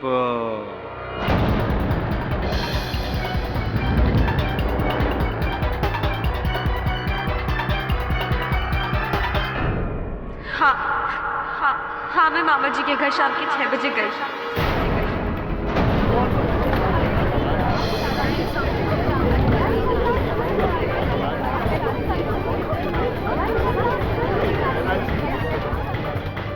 ये सरासर झूठ है सर। मैं जब मामा जी के घर गई थी तब उनका नौकर राघव वहीं था। मैंने उसे कहीं नहीं भेजा। तुमने पहले झूठ क्यों बोला था कि तुम वहां गई ही नहीं थी? I'm sorry sir. वो क्या है ना कि जब मेरे घर पे पुलिस आई थी और मेरी कार से उन्हें खून से सनी हुई तलवार मिली थी, मैं बहुत डर गई थी। पूजा, अदालत में ये साबित हो चुका है कि असल बलदेव मेहता वही है जिसकी पहचान जोगिंदर मल्होत्रा ने की थी। तुम्हें क्या लगता है? सर, मेरा दिल कहता है कि जो मेरे साथ रहते हैं वही मेरे पापा हैं। पर इस वक्त कुछ भी कहना या कुछ भी मानना मेरे लिए पॉसिबल नहीं रहा। विचित्र गुत्थी है ये, और ये गुत्थी तब तक नहीं सुलझने वाली जब तक ये पता नहीं चल जाता कि दोनों बलदेव मेहता में से तुम्हारे असल पिता कौन है। एक बात बताओ, तुम्हारी माताजी के पास उनकी कोई तस्वीर थी या कोई ऐसी वस्तु जिससे उनकी पहचान हो सके? जी नहीं, मेरी नानी ने मेरे पापा की सारी निशानियां मिटा दी थी। पर हाँ, एक फ्लैट था जहाँ मेरे मम्मी पापा रहा करते थे जब वो साथ थे, मतलब जब उनकी शादी हुई थी। पर अब तो वो फ्लैट बंद रहता है। I see.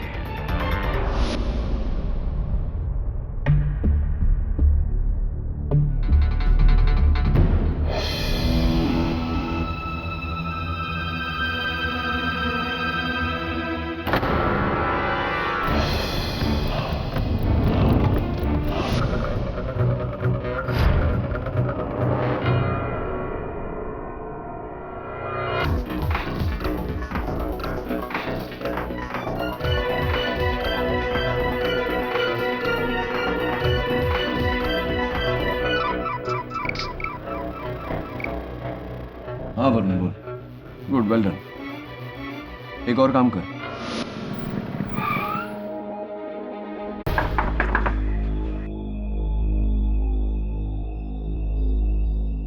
जी कहिए।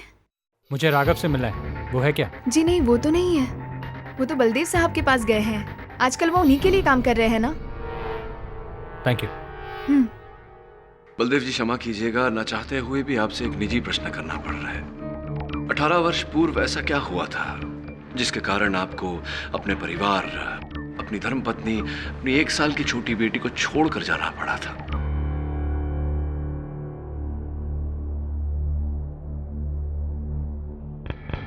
कावेरी के घर वाले मुझे पसंद नहीं करते थे। मुझे वहां पर हमेशा ऐसा फील होता था कि मैं इन लोगों के लायक नहीं हूं। बहुत छोटा इंसान था मैं। कावेरी जिस कंपनी में मालकिन थी उस कंपनी में एक मामूली सा मैनेजर था मैं। कौन व्यक्ति था विशेषकर जो आपको ऐसा आभास दिलाता था कि आप मामूली हैं? सब लोग, लेकिन खास तौर से जोगिंदर जी। आगे बताइए, क्या घटना घटी जिसके कारण आप 18 वर्ष तक लापता हो गए? एक दिन जोगिंदर जी ने मुझे कंपनी के काम से जयपुर की ब्रांच में भेजा था और उसी रात को वहां पर 10 लाख रुपए की चोरी हो गई। पता नहीं कैसे, लेकिन वो 10 लाख रुपए मुझे मेरे ही कमरे से मिले।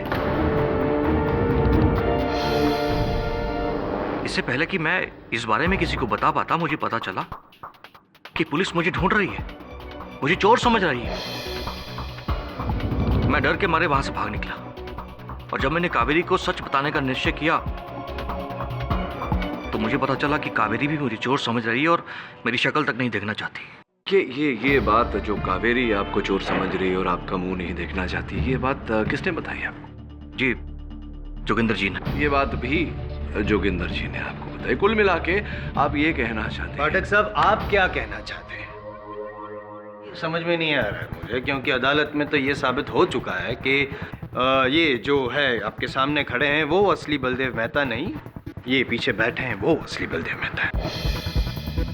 असल बलदेव मेहता यही है।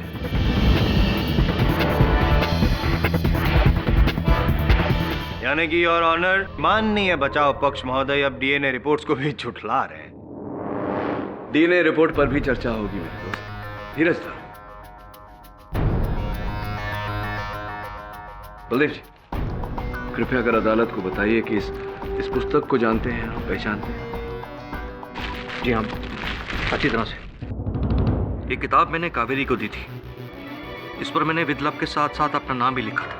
Your honour, with love and due respect to mister Pathak, मैं ये कहना चाहूंगा कि वे अदालत का टाइम वेस्ट कर रहे हैं। छोड़िए ना ये सब लव रोमांस वगैरह की बातें, सीधे सीधे जल्दी बता दीजिए ना कि क्या आप साबित क्या करना चाहते हैं? जैसी आपकी आज्ञा जायसवाल साहब।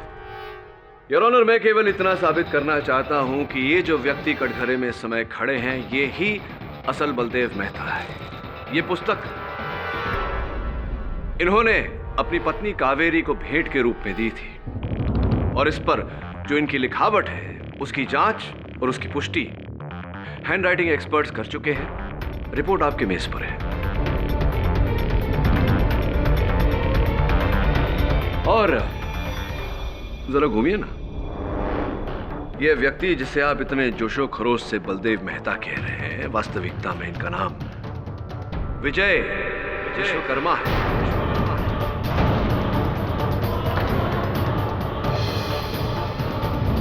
मैं नहीं मानता इस बात को योर ऑनर। कैसे कह सकते हैं पाठक साहब कि जो पीछे जनाब बैठे हैं वो विजय विश्वकर्मा है और बलदेव मेहता नहीं, जबकि जोगिंदर मल्होत्रा ने खुद पहचान की है उनकी, और यहाँ तक कि डीएनए रिपोर्ट्स में भी यही साबित हुआ है कि ये जो पीछे बैठे हैं जनाब वही बलदेव मेहता है, और डीएनए रिपोर्ट्स भी यही कहती है। अटक गई है आपकी जायसवाल साहब डीएनए रिपोर्ट्स पर, तो चलिए आपका ये काम भी किए देते हैं। योर ऑनर, डीएनए रिपोर्ट्स की पुष्टि करने के लिए मैं डॉक्टर किशोर सक्सेना को एक बार फिर से कटघरे में बुलाना चाहूंगा।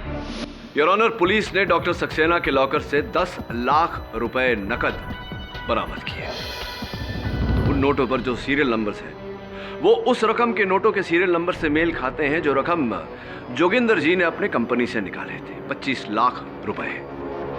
इससे तो स्पष्ट होता है डॉक्टर साहब की जोगिंदर जी ने ही आपको 10 लाख रुपए दिए थे।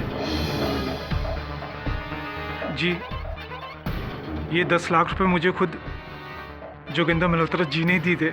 आश्चर्यजनक बात है कि डीएनए टेस्टिंग के लिए इतनी बड़ी रकम 10 लाख रुपए की। जी नहीं, ये 10 लाख रुपए मुझे डीएनए टेस्ट के लिए नहीं, बल्कि इसलिए दिए थे कि उस आदमी के पक्ष में मैं रिपोर्ट प्रेजेंट कर सकूं।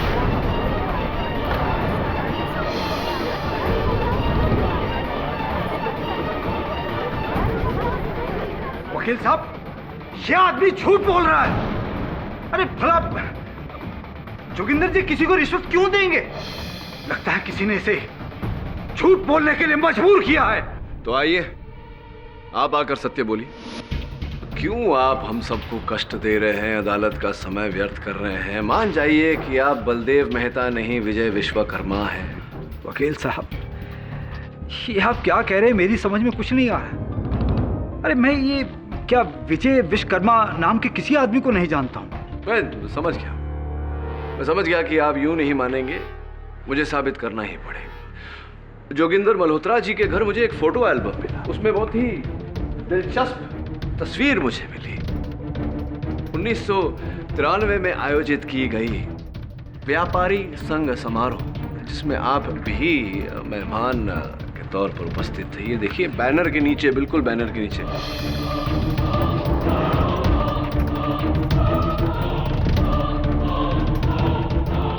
आप ही है ना? नहीं। योर ऑनर, मैं चाहता हूं कि आप गौर से इस तस्वीर को देखिए। 1993 का व्यापारी संघ समारोह, बैनर के नीचे मिस्टर विजय विश्वकर्मा खड़े हैं। तो क्या मिस्टर पाठक, वो खड़े थे तो क्या इससे ये साबित होता है कि ये बलदेव मेहता नहीं है? क्योंकि बलदेव मेहता क्या कभी खड़े नहीं हो सकते?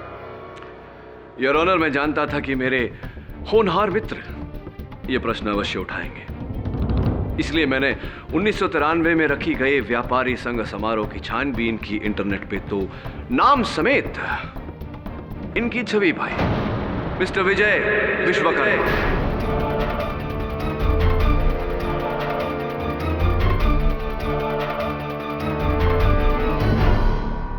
जोगिंदर जी जानते थे कि आप बलदेव मेहता नहीं, विजय विश्वकर्मा हैं, क्योंकि उन्होंने ही आपको विजय विश्वकर्मा से बलदेव मेहता बनाया और बनाए रखने के लिए 10 लाख रुपए की घूस डॉक्टर सक्सेना को दी, आपकी नकली डीएनए रिपोर्ट बनाने के लिए। क्या ये सही है या सही है? देखिए वकील साहब, ये आप मुझ पर गलत इल्जाम लगा रहे हैं। बड़े ढीठ किस्म के आदमी हैं आप। चलिए कोई बात नहीं।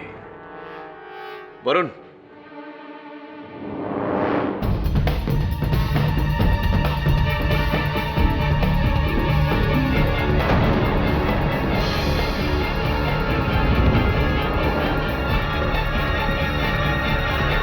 इन महिला को तो जानते होंगे आप, पहचानते होंगे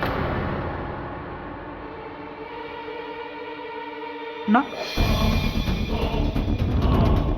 मैं सच कह रहा हूं वकील साहब, मैं इन महिला को नहीं पहचानता।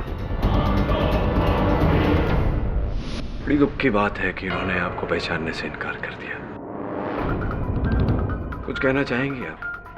ये इंसान मुझे क्यों पहचानेगा, जो चंद पैसों के लालच की वजह से 18 साल पहले मुझे छोड़कर चला गया था।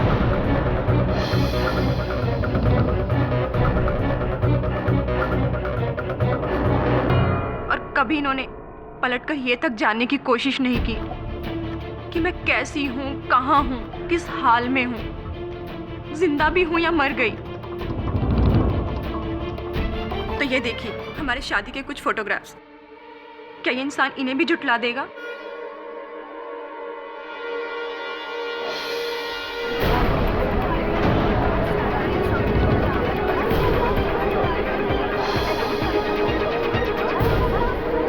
ऑर्डर। योर ऑनर, विजय विश्वकर्मा और मिसेस सविता विश्वकर्मा के ब्याह की तस्वीर है। मैं हर प्रकार से प्रमाणित कर चुका हूं कि ये व्यक्ति झूठ बोल रहा है। ये बलदेव मेहता नहीं, विजय विश्वकर्मा ही है।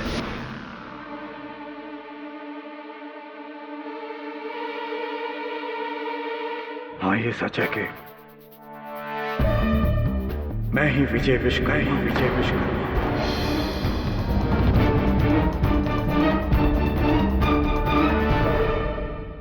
मेरी मुलाकात योगेंद्र जी से 1993 के ऑल इंडिया व्यापार संघ की समारोह में हुई थी। फिर उन्होंने मुझे अपने पास बुला लिया था, लेकिन वहां पर उनकी छोटी बहन मौसेरी बहन, जिसके नाम पर करोड़ों की संपत्ति थी, वो अपने किसी मैनेजर से प्यार करने लगी थी। बलदेव मेहता नाम था उसका, और बाद में उन्होंने शादी भी कर ली थी। और इसी बात से जोगिंदर जी खफा थे। वो चाहते थे किसी भी तरह से बलदेव मेहता को किसी चोरी के इल्जाम में फंसाकर वो अपनी बहन से दूर करना चाहते थे। और मैंने बलदेव मेहता को 10 लाख के चोरी के इल्जाम में फंसा दिया।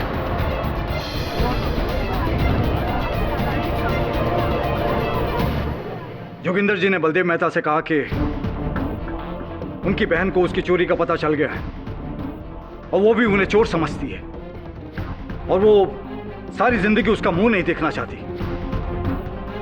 बस इसी बीच बलदेव मेहता वहां से चला गया। ये बताइए, जोगिंदर जी तो स्वयं आपको लेकर आए थे, इस जाल में उन्होंने स्वयं आपको शामिल किया था, और आपको बलदेव मेहता साबित करने के लिए उन्होंने ही प्रयास किया था। यहां तक कि 10 लाख रुपए की रिश्वत देकर आपके समर्थन में उन्होंने वो जाली डीएनए रिपोर्ट भी बनाया। आपने उनकी हत्या क्यों कर दी? वकील साहब, ये आप क्या कह रहे हैं? अरे मैं जोगिंदर जी का खून क्यों करूंगा? और राघव ने तो आपको बता दिया कि मैं तो हाँ, याद है मुझे, याद है मिस्टर विश्वकर्मा। फोरेंसिक्स की रिपोर्ट याद है मुझे, जो कहती है कि हत्या 6:15 और 7 के बीच में हुई, और राघव का कहना कि आप 6 बजे वहां से चले गए थे। सिर्फ ये बताइए कि जोगिंदर जी के स्वर्ग सिधारने के बाद राघव को क्या लालच मिली कि वो आपके साथ काम करने लगा? वकील साहब, ये आप क्या कह रहे हैं? मैं तो राघव को जानता तक नहीं हूँ। मैं जिंदगी में पहली बार उससे जोगिंदर जी के घर पर ही मिला था। फिर झूठ विश्वकर्मा जी। सत्य तो ये है कि राघव इस षड्यंत्र में आपका भागीदार था, आपका अभियुक्त था, और 2 लाख रुपयों के लिए उसने आपका इस जुर्म में साथ दिया। ये आप झूठ कह रहे हैं, आप मुझे फंसाने की कोशिश कर रहे हैं। मैं क्या फंसाऊंगा आपको विश्वकर्मा जी, आप तो स्वयं फंस चुके हैं, क्योंकि आपके राघव ने, आपके अभियुक्त ने पुलिस को अपना बयान दिया, जिसमें उसने अपना जुर्म कबूल किया है और आपका नाम भी लिया है। इंस्पेक्टर दवे, आइए।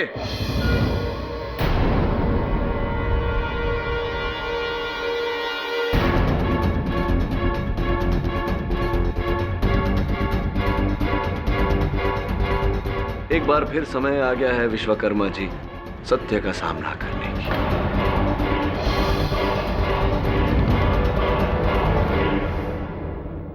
साथ नहीं दे रहा था वो, इस्तेमाल कर रहा था वो मेरा। हाँ, मुझे पैसे दे रहा था, लेकिन कितने? मुझे वो ताने चुका रहा था और खुद लाखों अरबों की दौलत पे ऐश कर रहा था वो। मुझे क्या मिला? क्या मिला मुझे? नाम बदलकर सारे शहरों में भटकना,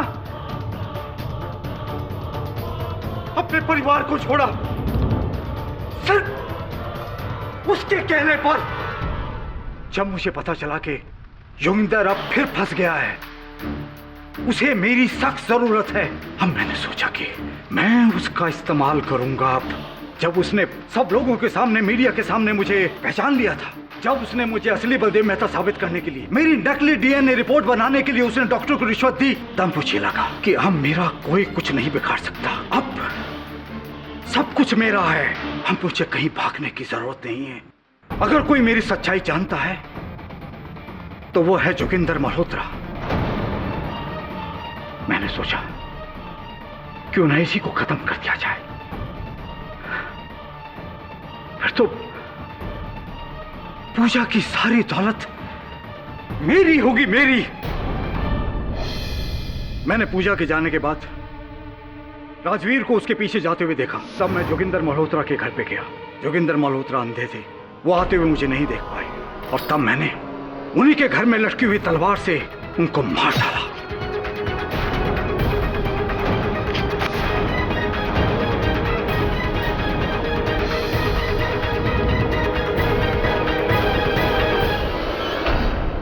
और उसके सेफ से बचे हुए 15 लाख रुपए भी मैंने निकाल लिए।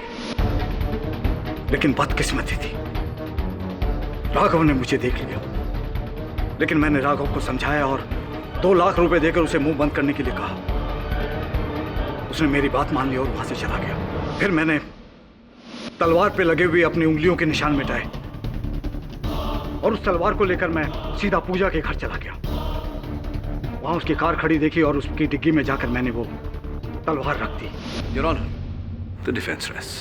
यह अदालत विजय विश्वकर्मा पर कत्ल और धोखाधड़ी के इल्जाम में केस चलाने का हुक्म देती है और साथ ही साथ राघव शास्त्री को भी गिरफ्तार करने का हुक्म देती है, जिसने इस गुनाह में इसका साथ दिया। और यह अदालत पूजा मल्होत्रा को बाइज्जत बरी करती है।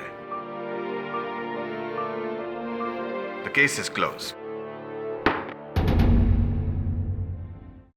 और भी दिलचस्प कहानी देखने के लिए हमारे चैनल को सब्सक्राइब करें और बेल आइकॉन दबाना न भूलें।